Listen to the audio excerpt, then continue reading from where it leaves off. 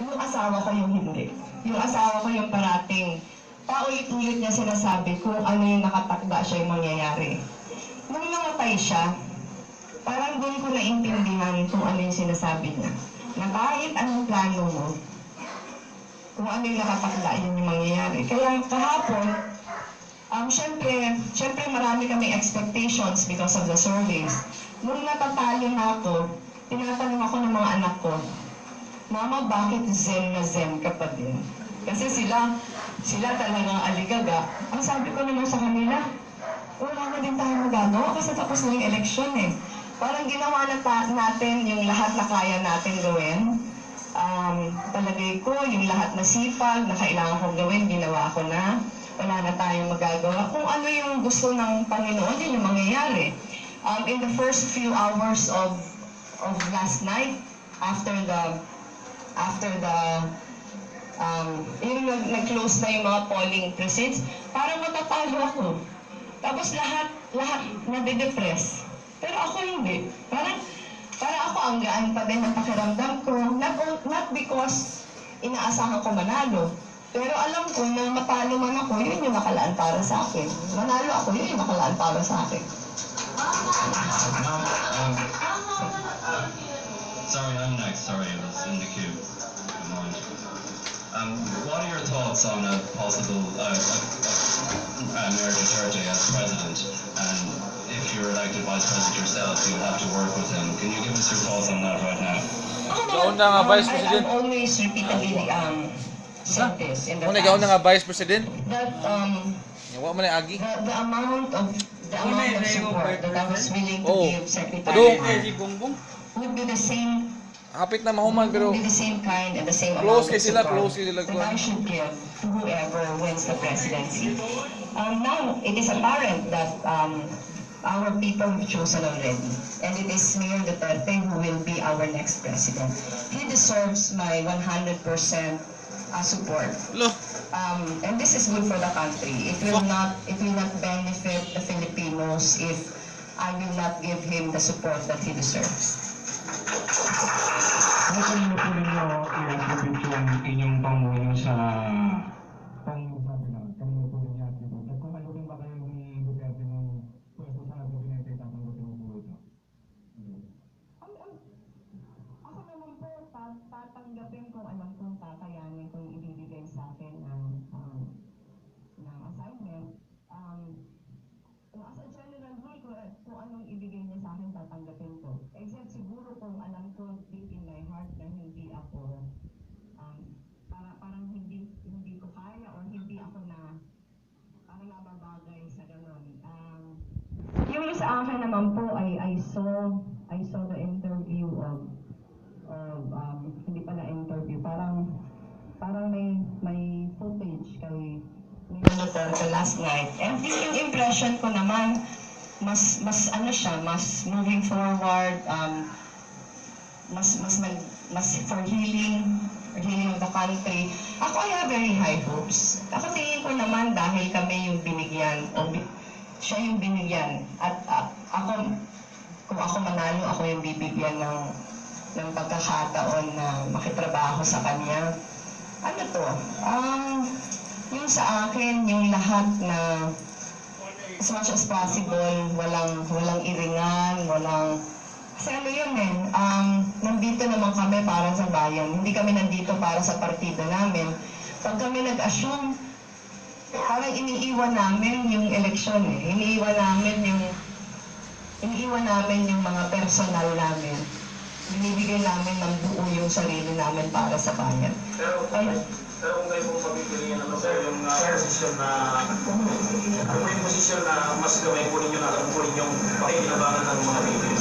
Ako po, yung nag-usap kami ni Secretary Mar noon, sinabi ko sa kanya na kung tayo yung palarin, sana yung ipaasikaso mo sa akin yung pag-mainstream ng mga existing na mga anti-poverty programs on housing, on nutrition, yung maraming anti-poverty programs. Hindi siya cabinet position.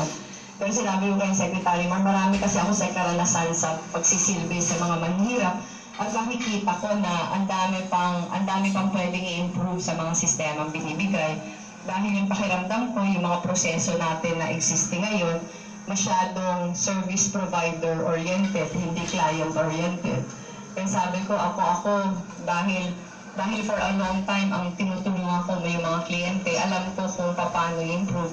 Kung bibigyan ako ng pagkakataon, kahit siguro first 2 years ng panunungkulan, magugustuhan ko yun. Pero again, syempre sa batas naman natin kung ano yung hindi naman ako makakapamili.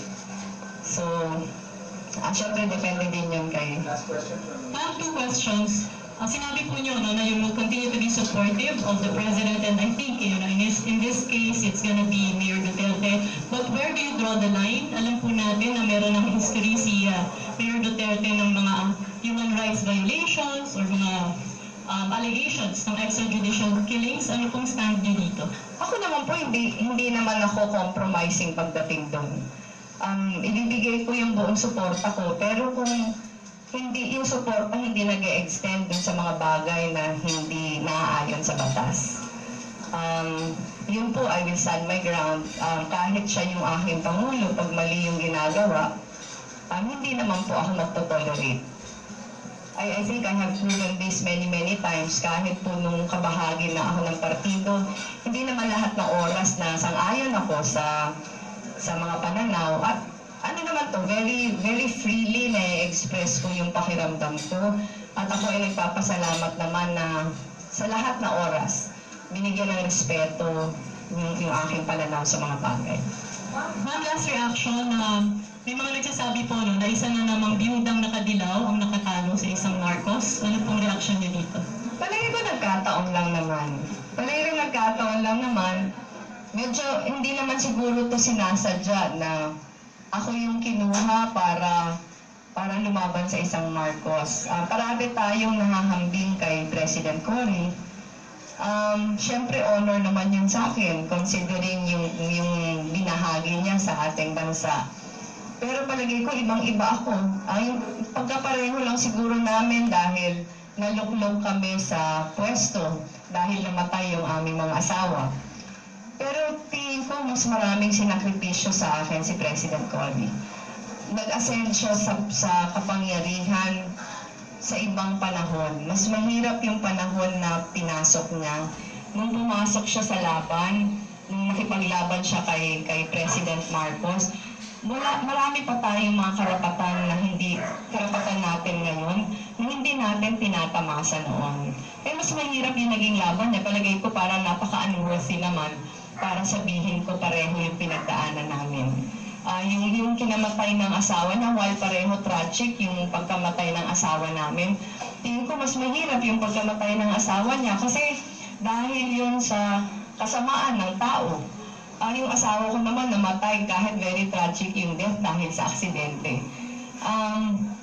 Mas mahirap yung kanyang pinagdaanan, yung battles na hinarap niya mas mahirap.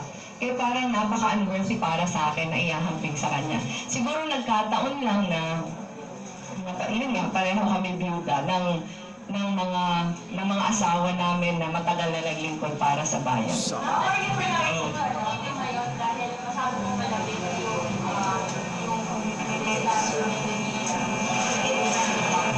Hindi sa akin po, kasi wala na din talaga kami magagawa. Tapos na po yung botohan, yung pinakang hinihingi na lang po namin, yung mga hindi pa nakakapag-transmit. Yun nga po, sana mag-transmit na kaagad. Kasi hanggang hindi pa po natatransmit, syempre yung pangamba parating nandyan, bakit hindi natatransmit. Halimbawa po, dun sa sarili kong distrito, merong isang bayan na sobrang taas ng botong nakuha ko. Hanggang ngayon po yung buong bayan, hindi pa natatransmit yung result kasi nasira yung SD card.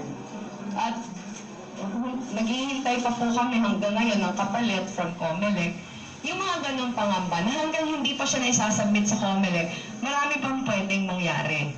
Pero kung ano magagawa from our part, yung magagawa lang namin hilingin sa ating mga kababayan na pagtulong-tulungan na bantayan para masiguro yung integridad ng eleksyon.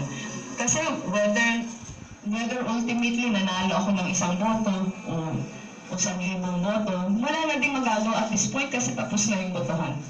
Kaya yung parang lahat tayo ang magagawa na lang talaga ngayon. Bantayan at siguraduhin na ma-preserve yung integridad ng resulta ng eleksyon. Kaya kami na rin. Are you ready? Senator Marcos will kneel you before the electoral tribunal. Kung mag-electoral tribunal siya, ready ba kayo? Oo naman. Ano naman tayo, pag pumapasok tayo sa ganitong laban, handa naman tayo for any eventuality. Ako nga, kahapon, binibiro ko yung isang kasama namin habang nasa Naga ako. Sabi ko, bakit ba, napapansin ko na yata na yung lahat na nangyayari sa akin, kailangan ko munang paghirapan ng grabe bago ko makamtan. Lahat, as in lahat na yung pagiging abogado ko, yung pagiging biyuda ko, yung pagpanalo ko ng congressman, kasi ito na naman, parang nothing is really handed to me on a silver platter. Talagang dapat pagdusahan muna lang. Siguro it makes the victory more sweeter. Natsukaji from Hong Kong media. As a potential vice president, what's your opinion about the relationship between China and the Philippines in the future, and especially for the South China Sea issues? Thank you. I think most of this will depend on the policy direction, foreign policy direction of the president. But I've always been very vocal about making sure that the Philippines will protect its own sovereignty.